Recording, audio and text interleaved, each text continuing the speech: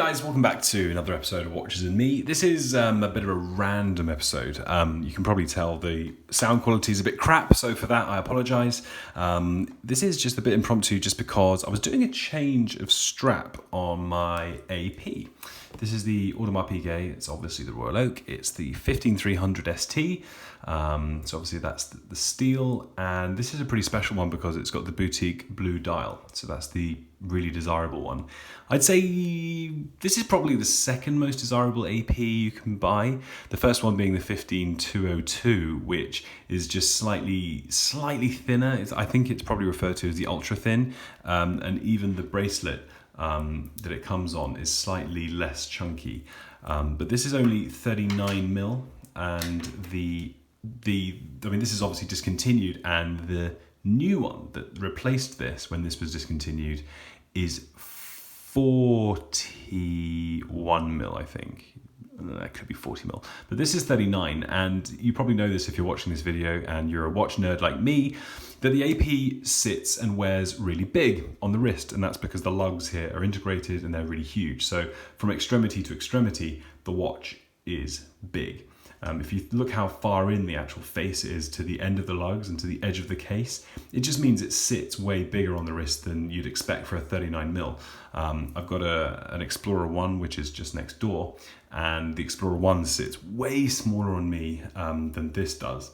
I've got 6.5 inch wrist, something like that. And you can see it's still a really chunky monkey. But anyway, what I was doing is I just thought I'd record this video because I'm changing the strap.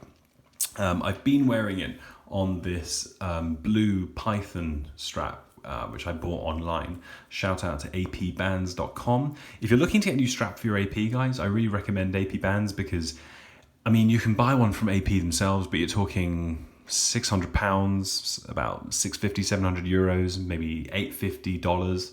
It's a shitload of money for a strap. I know it's a really pricey watch, and if you can afford the watch, you can probably afford the strap. But for me, I just thought it's a bit of fun in the winter or the summer. I just fancy changing the look. And AP Bands, I got this for about $150. It's pure Python. It's navy blue. It's not quite as dark as it looks on the screen, but it's really nice. It's handmade. It's leather.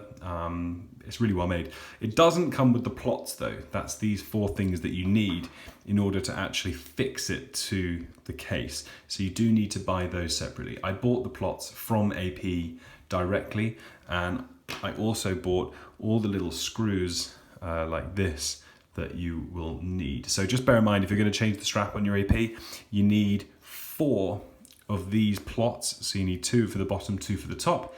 Then you're going to need screws to actually fix the plot to the strap itself. And then you're going to need another 2 screws for fixing it to the case. So for that end, you're going to need 2 plots, 4 screws, and then 2 plots, 4 screws. So you need 4 plots and 8 screws. So it's quite a big job. And then, of course, you've got to talk about the buckle or the bracelet, how you're actually going to make that work. If you want to get the deployment clasp from AP, again, that's going to cost you another £500, £600. I went for one of these buckles, and I'm ashamed to tell you that I paid 399 pence. So this is £3.99 from eBay. But dude, whatever, it's fine. I actually prefer this to the deployment because the deployment, look, it adds a huge thickness to the bracelet, which whilst it's really cool and it's convenient, you can just double clasp, deploy. I love the AP that's written here, very, very cool. Whilst that is nice and that is standard AP, I just like the reassurance of the buckle. If you're wearing, I paid, what did I pay for this one? I paid about £14,500 for this. And if you're gonna wear this on your wrist, you damn well want to know that it's not gonna fall off.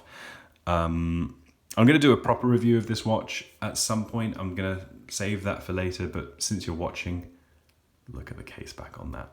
Isn't that gorgeous? Excuse my fingernail. That is 20-something carat of gold rotor. Absolutely gorgeous. Anyway, so what I was actually going to talk about, sorry, I got a bit sidetracked, is the difference in quality between bracelets. So what I've got here is the bracelet from an Omega Speedmaster Man on the Moon. And if you watch Archie Luxury, I just want to say, shout out Archie. This is the man on the fucking moon. If you don't know what I'm talking about, just you look at YouTube for Archie Luxury. Great watch channel. It's really funny. Okay, so like this is like a £2,000 watch. So the moon watch that I've got is the manual wind Hesalite plastic crystal. It's the one you want, basically, unless you're going to buy a proper 1950s or 1960s one, but you're talking another 20 grand. But it's quite amazing what the difference in price gets you. You can't really see here, but just look at the finish, the difference in finishing. So if you look at this, it's completely brushed, except for those little, I guess, central links, and then the ends are polished as well. Otherwise, brushed. This deployment feels, I'm sorry, but it feels cheap. And click. And on the underside, that is what I would call a grade A hair pincher. That is literally, I mean, it'd probably be less efficient to wax your wrists than it would be to wear this bracelet seriously, which is why it's not on my moon watch. Whereas on the AP, if you look, it's totally brushed. You've got polished just on those shoulders there, brushed on the side, and then under here, if you look at the side, it's got a little triangle cutout in between each link. You see that? It just cuts out in there, and that means it doesn't pinch hairs, even when it's curved. It's not going to pinch. So I would literally, there's no doubt this is the most comfortable bracelet, I've ever worn on any watch ever. So this is freaking amazing. But you can't really tell. You've got to get one of these. Great tool for removing straps. But you can't really tell the difference in weight unless you weigh them. Now, I must be honest, I've not done this before, so I'm interested to see what the difference in weight is. Let's start with the Speedy. Damn, that's pretty heavy. Okay, that's 79.6. I think we can agree on that. Now let's have a look at this. I don't know what this is going to weigh, but this is definitely heavier. 83.2. Now I know that doesn't sound like a lot, but I don't know. Go and pick up something that's another 10 grams or so, 8 grams. This is a real beast, this thing. I mean, to put that in perspective, I'm not even sure that the actual watch itself, it's much heavier than the actual case.